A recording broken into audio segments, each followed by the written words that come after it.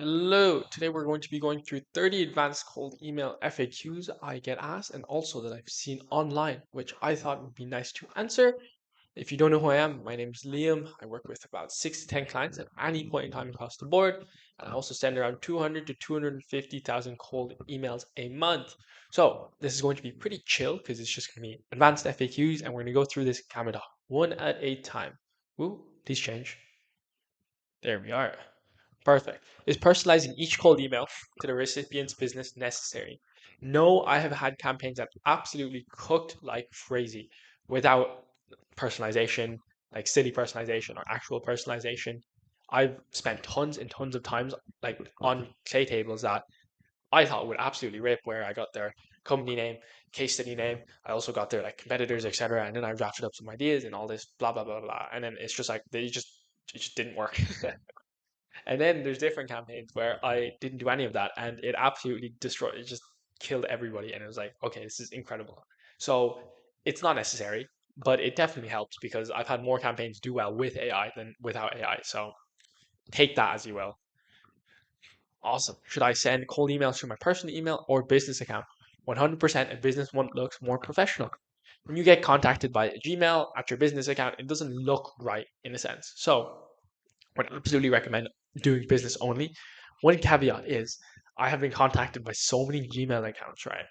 And these things just love to inbox. It is the most incredible thing I've ever seen in my entire life. Like they love to inbox because I actually don't really understand what's going on. But like they can have links, they can have images, they can have everything under the sun inside this, this thing, right? And it just doesn't like I don't know how to describe it because they just inbox. So I will say if you want to run personal, you can do it and it will inbox way better just from what I've seen. But just be more professional. It's not worth it. What should the main call to action be in a cold email? Soft CTA, open to learning more. Don't do hard pitches unless you're testing for like you have an insane value proposition and the target market is like just they're that type of like criteria ICP where like, I only speak on calls, we don't do email, etc. Like all that kind of stuff. So it's just one of those things where a soft CTA, open learning more, seeing if there's actually interest in what you're selling. So yeah, how can I use storytelling in cold emails to better engage recipients? Honestly, don't need to. I saw this online. They were like, oh, like should I try tell a story online about not a story, but like should I have some sort of how do I describe it? It's not email marketing, right? It's direct response copywriting. It's a bit different. You don't need to send them an email and they have to read through like paragraphs and paragraphs. Like I've seen it. It doesn't work. Have a strong value proposition. Keep it short and sweet. Pretty self-explanatory, simple. How do I verify email addresses before sending a cold email? Cold email validation services, Mailing Verifier, Lead Magic. There's absolutely loads on the market, so like you'll be okay. I personally use Lead Magic right now just because they give me the MX records of the people I'm contacting. So I know if they're Google or Outlook. So I know the numbers on what they look like. What role does GDPR play in cold email with emailing within the EU? And I will add to that the Can Spam Act within the US. So a lot is the main thing about this. And the second thing is so it's a lot, and then it's basically don't email Germany and have an opt out is pretty much like the consensus. Emailing Germany, I've realized is like incredibly illegal or something. Just look up emailing Germany, and you'll see a lot of things where it's like, oh, this is actually illegal, so we're not going to do that. So yeah, that's one thing. And then have an opt out. So just be like, if you want to receive more, just tell me. Is it better to send cold emails in the morning or afternoon? Basically, send it all day, morning to evening. Just don't do weekends, but send it all day. I'm looking to test Sunday evenings just to be that guy, but we'll see. We'll see. How do I address recipients when I don't know their names? So you use company name. I have had campaigns, which is it's so hilarious, right?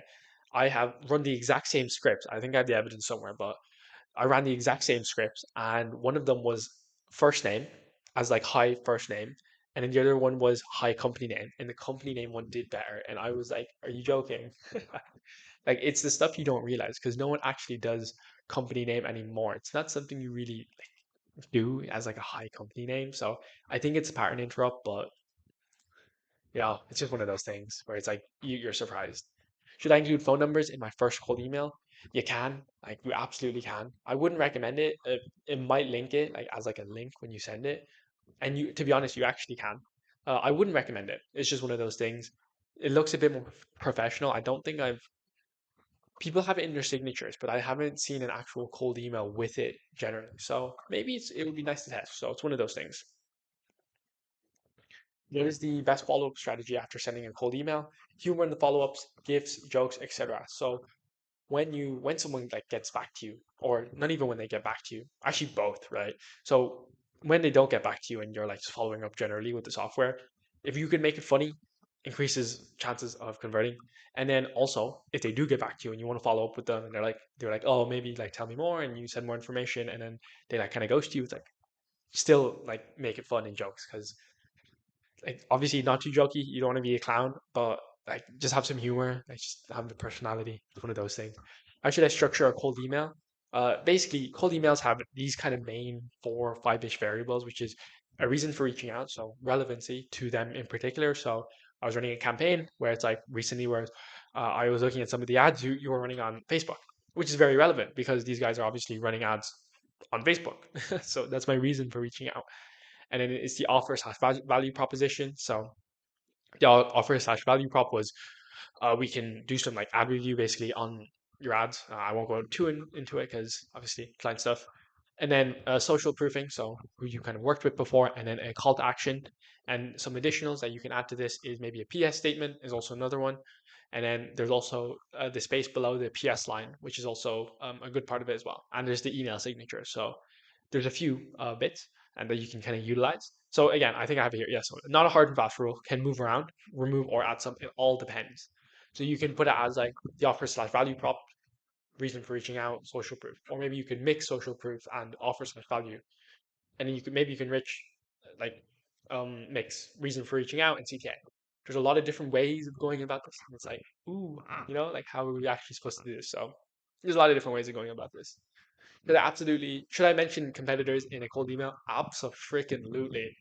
Absolutely. Bro, I have run some incredible campaigns and they absolutely rip when you mention competitors in a cold email. So absolutely. How do I handle email responses that seem interested then go cold? So this is based off the assumption that these people live on cold email, which honestly, some people do. I know. I unfortunately, or not even unfortunately, but fortunately, or maybe I don't know. I do as well sometimes. So you can call them, connect on LinkedIn, Instagram. You can do a lot of things for generating more interest. So like, it's just one of those things. Call them, connect on LinkedIn, Instagram. You can do this for basically every platform. Pinterest, YouTube. Yeah, there's a lot of different ways of going about this. I've had this. I remember this one guy, right? Um, he basically emailed me. He followed up like 10 times. I was like, respect. I was literally like, respect. He got me on a call, right? He followed up like 10 times. Um, then he went to X, right? So I have like an X like auto DM or something, right? To basically introduce myself to people. It's just one of those things. And I accidentally DM'd him, and I think I followed him as well. And then he contacted me on X as well.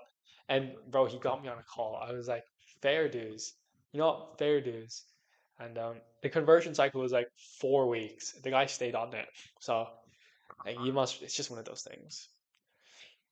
How do I write a cold email for a product launch? So it depends on the product, but maybe a free trial slash sample to get people interested. So I how do I describe this? When you're launching a product for kind of a company or like someone that's trying to go to market, right? And they're trying to find PMF, right? Product market fit. It's very difficult. So I had a software company, right? I was working with them. They wanted to do AI build outs, right? There's demand for the product, so it's not like a completely new product launch, but they had no idea what they were doing. So they needed a go-to-market strategy. So we obviously, obviously I was like trying to draft up the whole consensus on how we were going to do it, if we were going to target, like to copy everything, and like they trusted me, and obviously it went well because we booked 7 calls in 10 days with that, and we had like a free trial slash sample to get people on a call to get them kind of interested. And this is one of those things where you kind of need to figure out like your own sort of thing to, how do I describe it? Get people interested, because when you don't have case studies, you don't have testimonials, like it's very difficult to push the barriers on some of this stuff. So definitely like think about it at least. What's next? What should the subject line be for re-engaging old contact through cold email? That was really hard to say for some reason.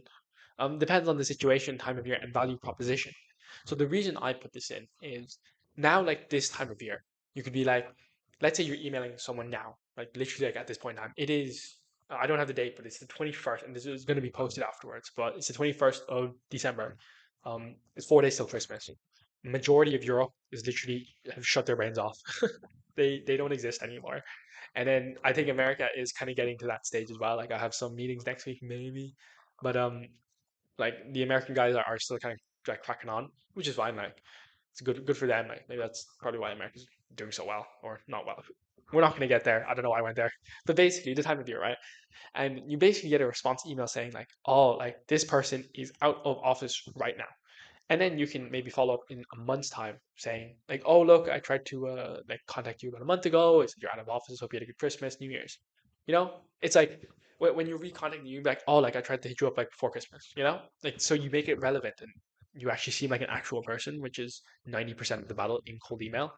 And then like the value proposition, it also changes. So I have a client right in this ecom, and there's only so many e-commerce stores you can run through like any point in time.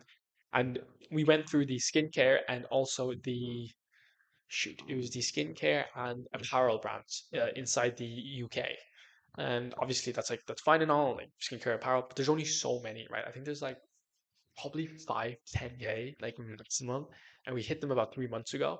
So again, it's the 21st of December. So after around like next month, like the 6th or maybe I think the 6th is a Monday, we're gonna re-hit all of leads again, and it's been about 3 months, so like perfectly fine. Next is how can I integrate cold emailing into my overall marketing strategy? Multi-channel outreach, basically target channel or clients you've already hit via other channels. I should say prospects, not clients. Don't hit clients with more ads.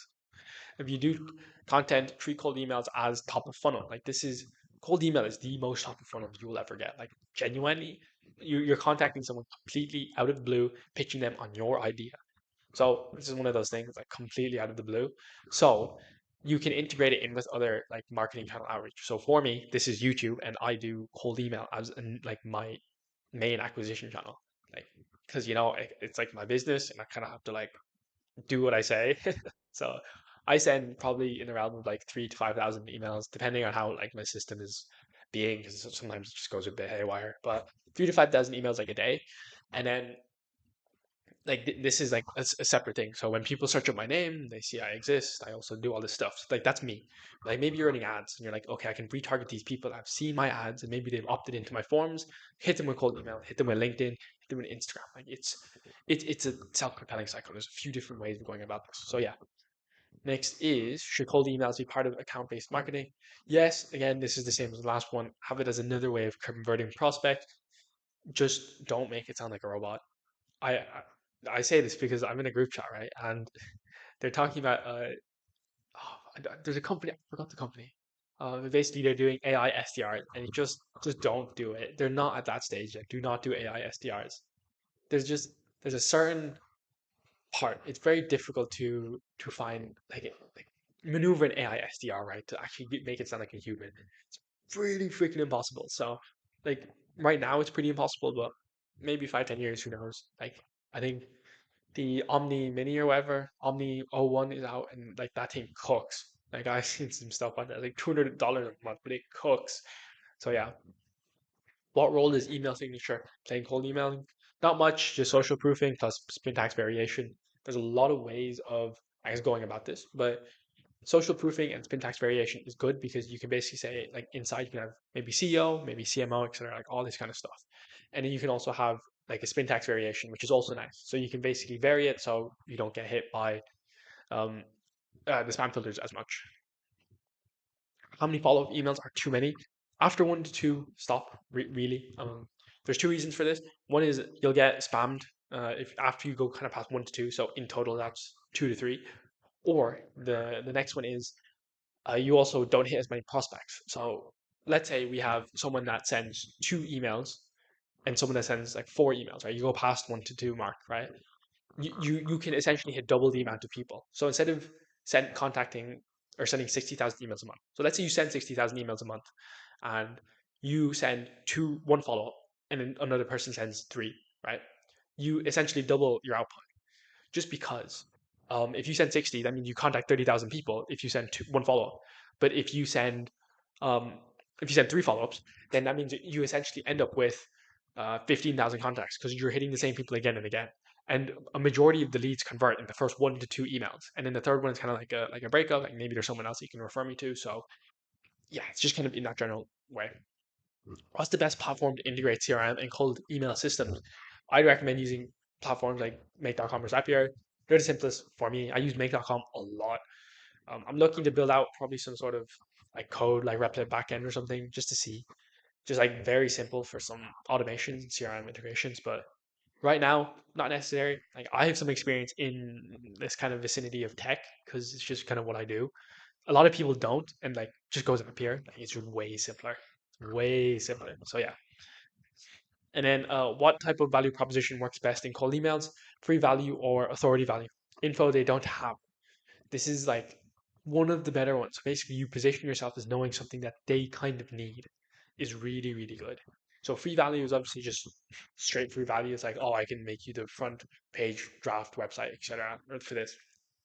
Or it's authority value, which is info they don't have. So I basically would say in an email, it's like, oh, basically reason for reaching out. It's like, oh, I saw you're running out or something, and then it would be something like, I've worked with your competitor. This is like an example. Your competitor, I don't know, Starbucks or something, and they're actually doing this specific thing that I kind of know the internals of, and I know that you guys kind of are doing it now, or not. I know, but I'm not sure if you guys are doing it now. So is this something you're open to learning more about?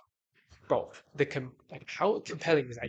You're like, okay, pretty good social proof, and then it's like you know something internally that they're doing that we're not doing, and I would love to know more about what they're doing because it just makes more sense.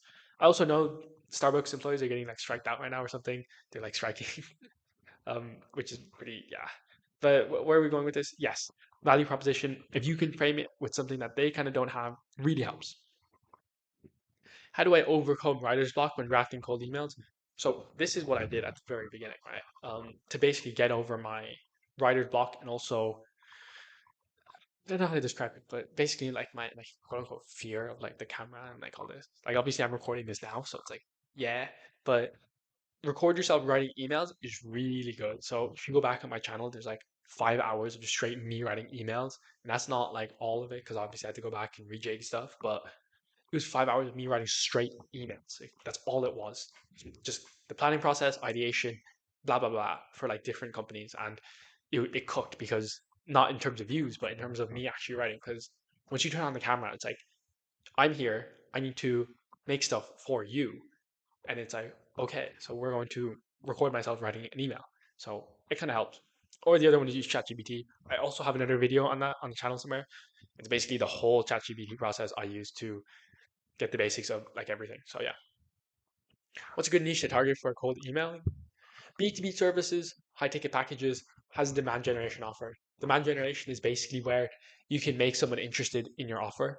So it's not like, oh, I can make you a website or a software development or a recruiting offer, which is timing. I'm starting to lean towards like demand capture and demand generation as timing offers instead of like I can generate interest because essentially it is technically a timing offer. So I'm probably gonna make a video on that because that's a whole thing in itself. But high ticket packages, like the people I work with have between 3 to 15K packages, and it's like you pay me, and then you close someone, and it's like let's say they're worth 5 to 10K, and they have like recurring revenue of like I don't know, like they stay with you for I don't know 4 or 5 months. It just makes sense. Like it doesn't make sense to go anything below that really. So high ticket packages, pick a niche where it has demand generation or timing. So I won't go into that because that is actually a whole topic in itself. How can I measure the ROI of a cold email campaign? So case collected, so case studies, let's say case studies collected, divided by the setup cost plus the time cost. So the way this works is the amount of people you can basically close from this, you divide it by the setup cost plus the time cost because people don't realize this, but like, I think I mentioned this, but or maybe I didn't. Basically, I was doing a go-to-market strategy for a software company. I think I did mention, I don't know, but basically I spent 4.5 days on their campaign just to get it all prepped up, right? Because they had no strategy, they had nothing in house, didn't have many case studies, and I was like, okay, this is fine, right? I need to figure out how I'm going to do this. So, obviously, I got them, and I think they're on my they're on my site somewhere, and basically, the setup cost plus the time cost divided by the case collected, which is basically people you actually sign on, and basically these guys didn't have much of an inkling of how to like go to market with the thing. So I basically built out 4.5 days worth of like material trying to figure everything out, and it was just eating my brain up. But basically, they booked 7 calls in 10 days, just because like that's the time cost incurred. And people don't really factor that in. They're like, okay, so I have to buy cold email, like the infrastructure, I have to buy the emails, I have to buy the domains, I have to buy everything along those lines. But then as soon as it hits the time cost, people are like, oh, okay, like it's fine. It doesn't work like that. There's a lot of like if you have to spend 4.5 days doing something, it just makes more sense. So yeah, are there industries where cold emailing is more effective? Yes, it's the ones where not many people target them. I just signed on a client recently that is basically looking to target. It basically does like 3D graphic drawings for like manufacturing, and I'm like, wow, this is so interesting, and I think it's actually going to convert quite well. The reason I think that is because I cannot think of another person I've talked to that's targeted that exact industry. It's a lot of e-com, it's a lot of ads, like that's what I'm seeing. But these guys make 3D graphics for manufacturing companies. It's like, wow, that's pretty interesting. So yes, if you can find an industry where it's like completely golden, fair enough. How do I handle email recipients asking to be removed from my email list? Add them to a block list inside the email sender. Every single person has one of them. Can cold emails help in recruiting passive job candidates? So possibly it's down to how you email them. So I won't speak too much on this, but this is basically poaching. This is basically what this is. This is trying to poach people and give them more favorable conditions and align them with your goals, etc. So it definitely can be. I'm gonna be honest. I haven't done this, but it's a question I definitely saw and I thought it was interesting. So maybe it'll get you guys thinking. What should the tone of a cold email be? So friendly, casual, anything but needy. Or anything more is needy, less is rude. So friendly, casual, but you're not too friendly. Like you're not pals, right? It's B2B. You need to be friendly in a B2B way, which is a very interesting way of looking at it, I guess. But you need to be friendly in a B2B way. And anything more is definitely like needy in a sense. So like you don't be like, oh please get on a call with me and please like please buy my stuff. Like that's bad, obviously. But you want to have it so it's friendly casual where it's like, hey, look, man, notice on your thing, you do X, X, and X, and it's like, look, I'm currently working with this person to do this kind of thing, and I think we could probably like be a fit, maybe help you do the same thing. Like, is this up your alleyway at all? Like, you know what I mean? Like, you want to keep it kind of casual, friendly, but nothing, not too needy. Yeah, and then also informal is a good one as well. You don't want to send like, hello, I am from this, and I can do this for you. Like, no, just none of that. So how can I use data analytics to improve my cold emailing? So cold emailing is like a pipeline. There's always a constraint. Always, every single time, there's always a constraint. That's like every business known to man. It's just everybody's different constraint. You need to locate it. Read the book, The Goal by Elijah, I think Goldratt is his name. Oh, please tell me I didn't butcher that. But it's called The Goal. It's a very good book on constraints. And data analytics is incredible for this because you know where the problem is. So let's say you are booking 1,000 calls. Shit, not 1,000 calls. I wish for one client. You send 1,000 emails, one call, right? The maths works out to be if you have a 10% reply rate and you have a 1% positive reply rate, that is um no, you have 10 positive replies, 10% meeting book. Oh, yeah, sorry. So you have a 10% reply rate. So that means 1,000 divided by 10, which is 100, which is really good. So, like, that's good. And then if you have a 10% positive reply rate from the 100 replies, which is 10 replies, which is fine. So, um, yeah. So you have 10% positive reply, which is fine. That's like quite good. And then you have a 10% again from that, from positive reply to meeting conversion rate. That means when I look at those stats, right, my first thoughts are the positive reply rate is low and also the meeting booked rate is low. Like you have 10% meeting book rate, like you could bring that up like a little, but I do think the constraint in that system in particular would be moving up the positive reply rate because I'm looking at between 25 plus, like in that realm. And if you can push that to 25 plus, that means the 10% on the um, positive reply rate would go from 1 to 2.5. And like then that means you have some more leverage. And then maybe after that, you move to the positive reply rate to conversion rate, like increase that. So that's kind of what I'm looking at. Those are really good stats though. Just saying. How can I effectively segment my email list for cold emailing? It's company, headcount, position, industry. Pretty simply. When you're sending an email to someone, relevance sells. It really is all about relevance because if you aren't relevant, they literally do not care and they will not buy. It's basically emailing someone about ads when they don't run ads, and it doesn't make any sense. So you can segment your email list pretty chill by just running a company headcount, position, industry. Like that's A1. And then if you want to run AI afterwards, you can do that as well to segment it more. So yeah, look, this is it. That was 30 specific FAQs. Hopefully you enjoyed that. If you want to book 5 to 25 calls on a performance basis, there's a link below. Otherwise, see ya.